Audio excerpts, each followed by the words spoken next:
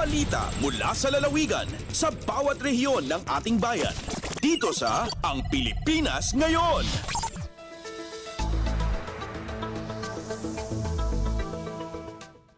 Narito na ang bugso ng ating mga regional news. Dumako muna tayo sa rehiyon ng Luzon. LGU Alaminos City nakiisa sa selebrasyon ng Zero Waste Month ngayong buwan ng Enero.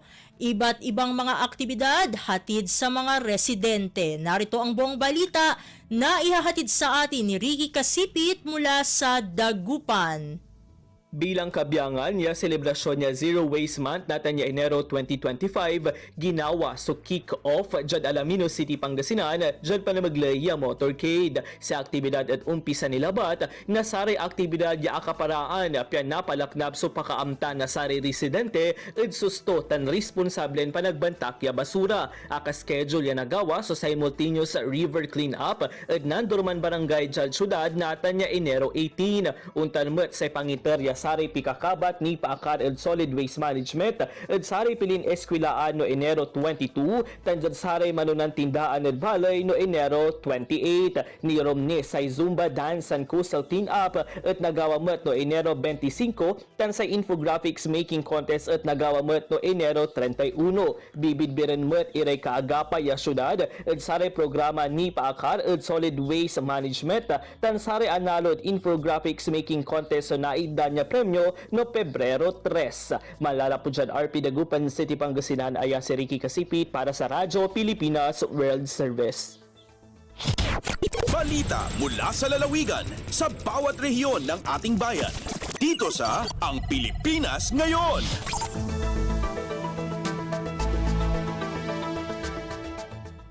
Inyong napakinggan ang ulat ni Ricky Kasipit mula sa Dagupan. Dakuin naman natin ang Bontoc. Department of Trade and Industry o DTI sa Mountain Province nag-aalok ng technical assistance sa mga cacao farmers sa lalawigan. Ang kabuang ulat, ihahatid naman sa atin ni Donna Cawisbalio. Mga ipapaay ti Department of Trade and Industry wenno DTI iti technical assistance kadagiti cacao farmers sipud 2015. Pakairamanan dito iti panagsanay, consultancy kenda dumapay para iti cacao production, farm management, chocolate processing, marketing, one-on-one consultations kadagiti farmers ken processors. Babaen kadagiti programa ti ahensya adan iti 5 at chocolate processors iti probinsya. Pakairamanan dito iti Paracelis, Sadanga, Natonin, Besao, ken Baoco. Iti datos ti Mountain Province Provincial Agriculture Office, ada iti 265 a cacao farmers iti probinsya. Sigon ken ni Provincial Supervising Agriculturist Cristeta Sanadan, masarakan ijay Paracelis ti kadakkelan a plantasyon ti cacao. Manipod iti 6 a pulo nga hektarya a plantasyon ti cacao, 4 a pulo nga hektarya ti plantasyon iti nasao a munisipyo. Kadagiti mannalon amang kayat nga agmula iti cacao, mabalinda agumatang iti seedlings iti provincial nurseries ti Provincial Agriculture Office iti Bontoc, utukan Baoco ken Paracelis. Narpos na Bontoc, Donna Cawisbalio para sa Radyo Pilipinas World Service. Balita mula sa lalawigan sa bawat rehiyon ng ating bayan. Dito sa Ang Pilipinas Ngayon.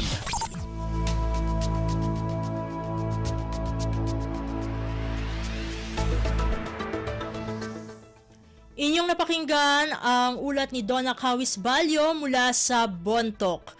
Dumako naman tayo sa Lucena. Quezon Governor Helen Tan pinasalamatan ang suporta ng LGUs sa Palarong Quezon 2025. Narito si Carmi Isles para sa detalye ng balita. Pinasalamatan ni Quezon Governor Dr. Helen Tan ang suporta ng mga lokal na pamahalaan sa Palarong Quezon 2025 na opisyal na binuksan sa Southern Luzon State University o SLSU Main Gymnasium, Lokban, Quezon, Kamakalwa. Sa mensahe ng gobernadora, binigyan din ito na walang nakalaan na pondo ang DepEd sa sporting events. Aniya ang ginagamit na pondo sa Congressional Meet at Palarong Quezon ay mula sa Special Education Fund ng LGUs. Sa kabila nito, sinabi sinabi ni Governor Tan na hindi ito hadlang sa pagpapatuloy ng mga aktibidad pampalakasan sa lalawigan. 8,000 na student athletes ang nagtutunggali sa 25 sporting events ng Palarong Quezon 2025. Mula sa Lucena City, Carm Isles para sa Radyo Pilipinas World Service. Balita mula sa lalawigan sa bawat rehiyon ng ating bayan. Dito sa Ang Pilipinas Ngayon.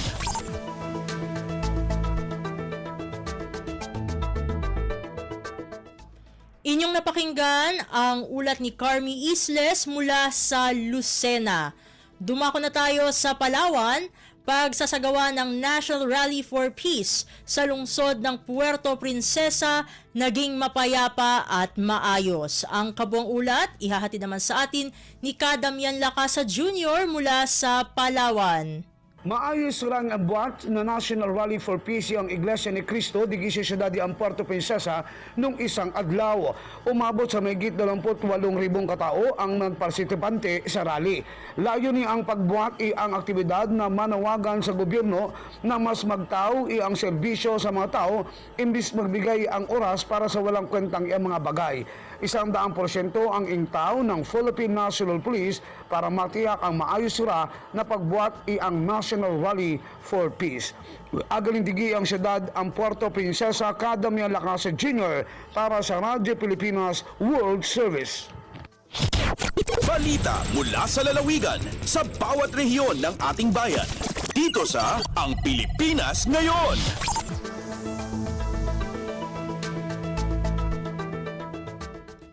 Inyong napakinggan ang ulat ni Kadamian Lacasa Jr. mula sa Palawan. Dumako na tayo sa rehiyon ng Kabisayaan.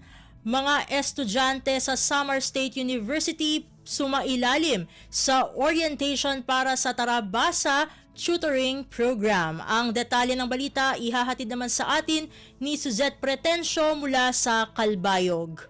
Nagkatitirok ang mga fourth-year students sa kurso nga edukasyon sa Samar State University Convention Center para sa orientasyon sa nikaduha ka tuig sa Tarabasa Tutoring Program.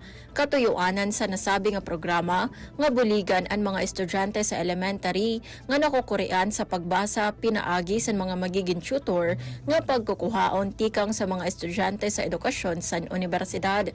Lain sini ginsusuportahan liwat sa programa ang mga kaganak pinaagi sa mga youth development workers sa pag-asister sa sakto ngan epektibo nga pagtutdo sa era mga anak. Resulta ang Tarabasa Tutoring Program sa pagbububligay sa Department of Social Welfare and Development ngan Department of Education agud pakusgon ang kapasidad sa mga estudyante ngan kaganak bahin sa pagbasa. Tikang sa Radyo Pilipinas Calbayog, ini si Suzette Pretensio para sa Radyo Pilipinas World Service. Balita mula sa lalawigan sa bawat rehiyon ng ating bayan. Dito sa Ang Pilipinas Ngayon.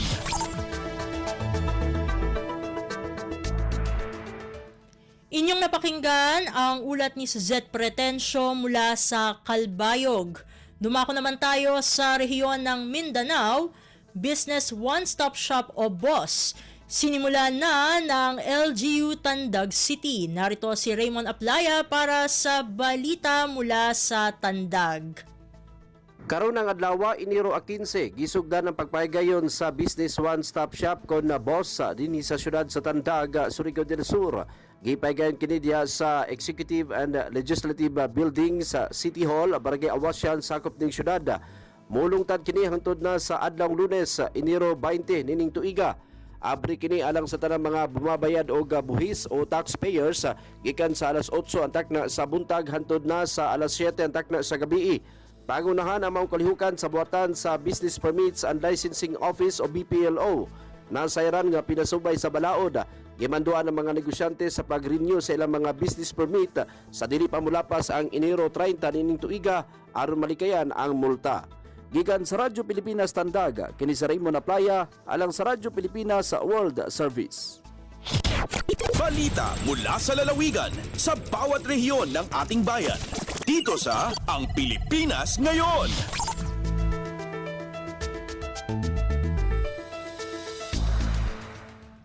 Inyong napakinggan ang ulat ni Raymond Aplaya mula sa Tandag. Puntahan naman natin ang Holo, dalawang grupong matagal nang nag-aalitan sa isang bayan sa Sulu napagkasundo na. Ang kabuang ulat ihahatid naman sa atin ni Fatma Gino. Napasulot na sila daw isnin yaon pitchang putagto simulan niya na January taon niyan. Inadotong po ka na minagbabali dahil municipality sinatalipaw di halupasog hagagis ng peace building agreement aming piyaw na Sumadya Hall, Sulu Area Coordinating Center, Capital Site, Barangay Bangkal, Patikol. Piyagauhan na nini Governor Abdusa Cortan, hatulong tawangin the Vice Governor Abdusa Cortan II, Mayor ni Vocadizar Tulawi sinatalipaw. Brigadier General Mario Jacinto, Commanders in 1101st Infantry Brigade, iba ni Police Lieutenant Colonel Benjamin Usman, Deputy Provincial Director for Administration, Sinusunod Police Provincial Office. Piyasawian ni Governor Tan, halapal kaptangan hay ni Ingkalkaan, sinpagasulot sinapakanya-pakanya, amin baga patutog sinkanungan, diya binaybayan siluba, so amin mahinang usaka hasusungon. Piyaga sarang sukulan hay ni inadwatong hapamawbugi nila iban in kasundaluhan local government unit hapaglugto nila amin mapatutuging katulan iban kanungan diha binaybayan. Naunday sabing pag-umbok sina Peace Covenant antara sinadwatong siaksian sin local government officials mga tao sina EFP, PNP, mga wajilde nga dwatong iban sin kaibanan pa. Dahil nga RP Holo ini Fatma Adligino para Radyo Pilipinas World Service. Balita mula sa lalawigan sa bawat rehiyon ng ating bayan. Dito sa Ang Pilipinas Ngayon.